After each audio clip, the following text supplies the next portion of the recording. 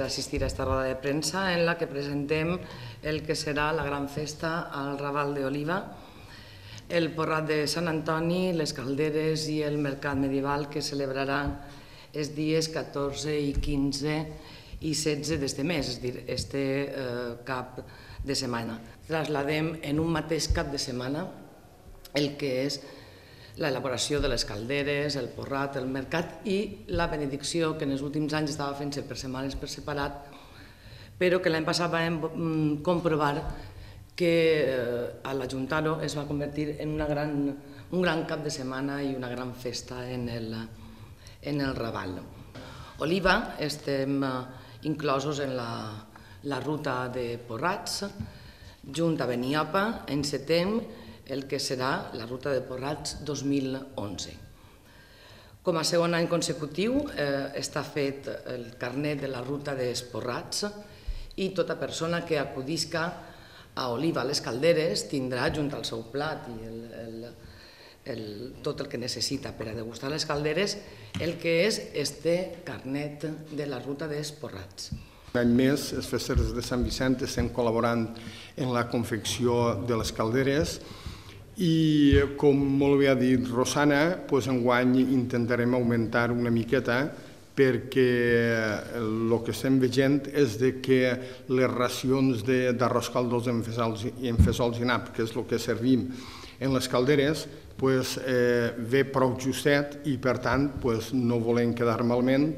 i, per tant, augmentarem una miqueta el número de racions d'arròs caldós. Tots els anys som els festers de Sant Vicent els encarregats de tota l'elaboració. Des de la pelada de napicols que comença esta nit, dijous, pelada de penques divendres i ja portem tota la setmana netejant calderes i anant per al veïnat a replegar-les perquè són els veïns del Raval els que ens deixen moltes d'eixes calderes tradicionals com la qual en llenya i en ingredients de primera qualitat fem i elaborem este deliciós arròs en fesols i naps, arròs caldós, que en aquestes dates que estem d'hivern ve de meravella. Esperem que l'assistència siga massiva com ha sigut fins ara i res més, vos convido a tots a que participeu i, com jo dic quasi tots els anys que faig aquesta roda de premsa, un platet d'arròs caldós sobre les 2 de la vesprà, encara que començarem a la 1:30. Després un té o un cafenet en el mercat medieval i, sobretot, gaudint d'aquest immillorable marc que és el barri del Raval d'Oliva. Pense que el marc és immillorable i la feina que fem pense que és molt recompensada perquè l'afluència de gent és massiva. Per tant, convido a tot el món a aquesta participació i espero que siga tot un èxit com ha sigut des de l'any 99 que venim fent aquestes calderes. Som un grup de 6 parelles, 6 matrimonis, que ens encarreguem d'organitzar un poc el que és la festa de Sant Antoni, el que és la festa religiosa, tenint en compte que el que és l'ermita està aconseguida afiliar a la parròquia de Sant Roc, és a dir, està dins del terme de la parròquia de Sant Roc, i nosaltres, com a feligresos de la parròquia, ens fem càrrec de que sempre estiga aquest temple ben mantès. Entonces, per això ens fa falta també arreplegar un poc de diners, per això nosaltres també solem muntar una paraeta en la que venem productes, taulellers de Sant Antoni, el ciri de Sant Antoni, i la gent col·labora i d'aquests diners nosaltres podem pagar les flors en la que arreglem l'anda per la professor que fem, la cercadila que fem, anem arreplegant per arreglar el que és l'ermita.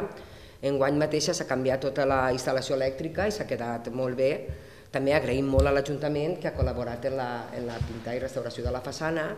Allí es reparteixen vora 3.000 panets,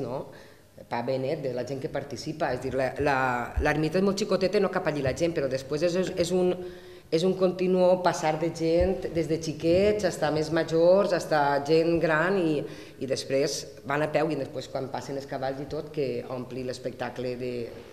de colorit. No s'ha d'increïble el mateix. Que és una festa que col·laborem els matrimonis estos i repetir això que és sense ningú interès, no voluntariat que fem vosaltres perquè no es perdi la cosa. vaig començar a la Xina, en Don Salvador Colomar, que parlava de 25 anys, quan va faltar, ens va donar van agarrar motos a l'Ulmando, com aquell que diu. I això, continuem i permanentment mantenim l'ermiteta, ens fiquem en les fallos que té, les cosetes de pintura, elèctrics i coses d'estes, i ja ho hem solventat i el sistema tot canviat, que la instal·lació nova, perquè es mantinga.